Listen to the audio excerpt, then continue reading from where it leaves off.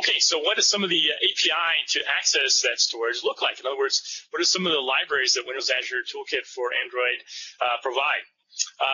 Well, first thing I should note is that, kind of unfortunately, not very well organized in terms of a code base out there. What you get from a library's perspective is everything in one big package. For those who don't know Java, again, think of a package equivalent to a namespace in the .NET arena. So everything is in something called a storage client package. Lots of classes, both the classes you use from a public perspective, but also lower level classes that are used underneath the covers by the actual toolkit. And that's a bit discouraging as well. Hopefully in future versions that'll be worked out a bit. The Access API is something that's probably going to be new and unseen by most of us. In other words, we don't have to do this kind of work when we're building an actual application in the Windows Azure cloud. So getting direct access or even using the proxy service is going to be something a little bit unique and new for us. And I'll take you through examples of that here in a bit. The storage access, for those who know Windows Azure and Windows Azure API, the API here from an Android perspective really does mimic it, at least from the high level. Things like client objects are going to seem very familiar for those of you who've done Windows Azure storage work in the actual cloud. For those who've, again, never done Windows Azure, it'll probably all seem foreign. But the nice thing is the actual Access API largely looks like what you'll find in .NET and C# or VB doing code actually in Windows Azure. So let's take a little bit of a peek at some of the Access API, and then we'll also look at some of the storage API. Let's say from an Android application, you want to get direct access. In other words, you want to authenticate with the actual storage account and key. Again, not the recommended approach, but you actually want to get direct access from your Android application into the Microsoft Windows Azure cloud. How do we do that? Well, we actually go out and get what's known as a Cloud Client Account Object. We create that through, again, something called a storage account object providing credentials. In this case, our ID is a string, our account as a string. Get that account object, and now you're ready to go off and do work with Windows Azure. Probably wanted to check to make sure that you can actually get access to it. In other words, just creating that object doesn't actually physically log you into the server yet. So one of the things that most people do is go out and do something like call on, create a cloud table client object to just make sure that the authentication goes through and you're actually getting access. Capture an error if you find that you are not getting access, and obviously provide that information back to the user.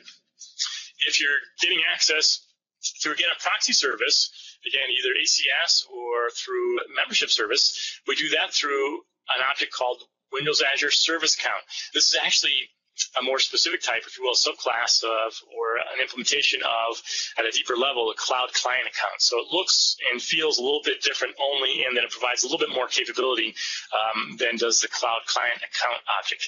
Again, simply create a Windows Azure Service Account object through the username and password that a user has, again, used and set up through the membership service. In other words, I'd go onto the actual website, get myself set up a username and password, and then use those credentials in my application to access the Windows Azure storage through Android here.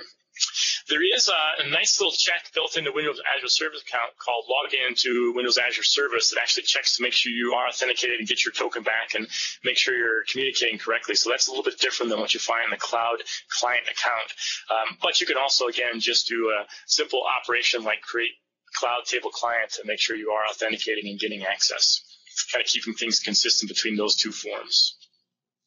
All right, so now you're authenticated with the Windows Azure Toolkit for Android API in your Android application. Once you're authenticated, you want to do some work. You want to deal with table storage or blob storage or queue storage. How do you do that? Well, I always find that table storage is probably one of the more complex APIs to work with in Windows Azure. So I've given you some example code here about how to access that table storage through this API in Android. And we'll take a small peek at some of the others as well. Those are usually simpler. Again, I find that it mimics a lot of what Windows Azure does from its own API perspective. The very first thing you need to do when you want to get access, for example, to a table in Windows Azure through Android is create a cloud table client object. You do that again from your cloud account object. Remember, the cloud account object is what you've got in your authentication capability there. So you do that by calling create cloud table client on that object. Once you've got that, you can now go out and, for example, start to look at various entities. You can query find out what table objects are out there, what we call entities and table storage are out there. You can then go and get the entities out of a particular table, iterate through those as you see here on the screen. In this case, going back to my foobar example and getting the partition key and the row key and X and Y properties out of the actual entities that are in that table. You want to delete an entity? Again, get your table client. Once you've got your table client, go out there and grab your particular table that you're concerned about or looking at and simply ask to delete a particular table object. In this case, I'm doing it by the partition and the key that have maybe been attained, for example, through some sort of UI. So simply use the table object as a means, the cloud table object as a means to delete a row inside the table. Here's how you insert. Again, simply call on cloud table object and call an insert with your various credentials, the table you're hitting, and something known as an entity. What is an entity as far as the Android app is concerned? It's a map, essentially a key value pair. Even the partition key and row key are just key values inside of that map.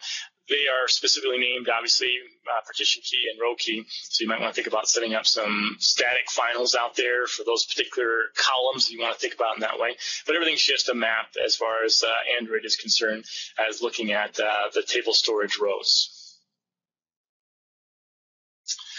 How about getting a query? For this, obviously, you're going to need typically some sort of filter. In this case, we're going to go out and find all rows that match a particular partition and row key out there, for example. Use, again, your client to get a cloud table object and then simply call on a query method. There's a whole set of query methods out there, as you might imagine. In this case, just going out and looking at a particular table and using our filter string to ask for all partition row key matches in a particular table name we've provided. And for completeness sake, you can see here an example, again, using that cloud table object as a means to update a particular table, providing, again, new entity data to update a particular row in table storage. Real quick look then at some of the other APIs. Again, things like doing queue work, you'll need a cloud queue client. So again, it sounds very familiar to probably what you're used to in dealing with Windows Azure API directly. Blobs need a cloud blob client. As you can see here, once you've got a queue, a queue client, you'll need a cloud queue object versus the table object. When working with a blob client, you'll need something known as a blob container, and then inside blob containers are the various blobs. So again, if you're familiar with Windows Azure API, you'll see lots of corollaries in this Android API as well. The only difference really is you're dealing in Java and not the .NET, C# or VB language, which you're probably used to. Now, for those who are interested, I've provided a much more simplified data access table storage example out there. I'm going to skip a demo of that application today just because I don't want to take too much more time here and want to wrap up our presentation. But that particular application allows you to go out and hit table storage, provide your own rows, delete rows, doesn't do an updates, but it's much more simple application than what's been provided by Microsoft Crew. Hey, great application that they provide, but if you're really just trying to learn things, you usually just want to know, how do I get access to the system? So how do I authenticate? So I've provided authentication through membership services or direct access. And then how do I insert, delete a row through table storage? And so that little application I provided does so. Now, it does so in what I call a non-best practice form. In other words, even Android has some guidelines about how to build applications. It doesn't follow those, and it doesn't follow a lot of Windows Azure practices as well about how to maybe do some exception handling and how to do appropriate threading and things of that nature in an Android app. So it's meant simply as a demonstration, but it can help you get up and running a little bit quicker than maybe going through the sample application. Again, that code is available with this presentation material here at the conclusion of today's talk.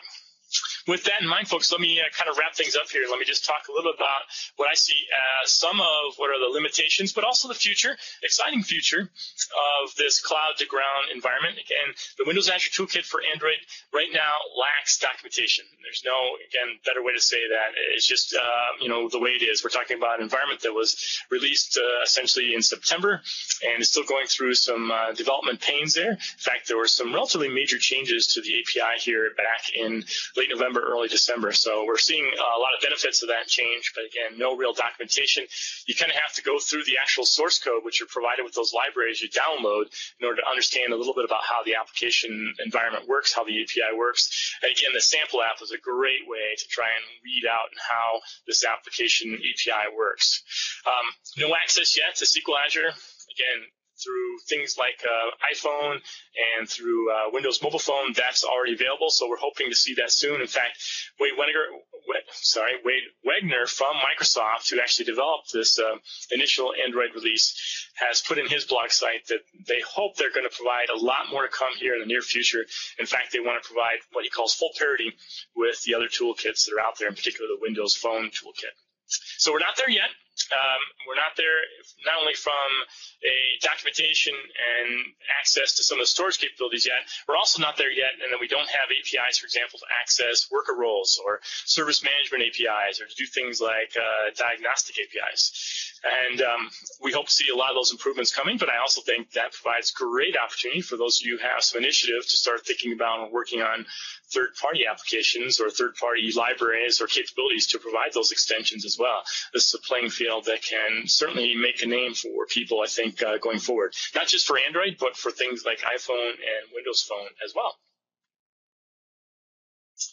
If you're looking for more information now on Windows Azure Toolkit for Android, not Android specifically, again, I've given you those URLs, but if you're looking for more information on Windows Azure and Android, here are some great links. Again, documentation, not a ton of it out there, but I've tried to pull from the best blog sites, postings, things of that nature that I've been able to find out there. So to help you get up and running, you might want to check out some of these links. Obviously, no books that I know of yet that provide for any of this kind of information. We're still very early development stages of this platform. With that, let's see, we're about 4:20, so I want to open it up to any questions anybody might have, and I don't see any in our Q&A area, but I'll give a few seconds here if anybody has any questions. I don't see any coming through, folks. So with that, I guess I want to thank everybody. Again, thanks for your patience in allowing us one more week to work out some of the technical kinks. I hope everybody has very happy and safe holidays, and we hope to see you next month. Again, I think Mike Binkovich is going to be presenting. Again, I think it's also a topic on mobile development, but I know Brianna will probably update us here on next month's presentation as well as give us some giveaways here in a second. So, Brianna, I'm going to turn it back over to you.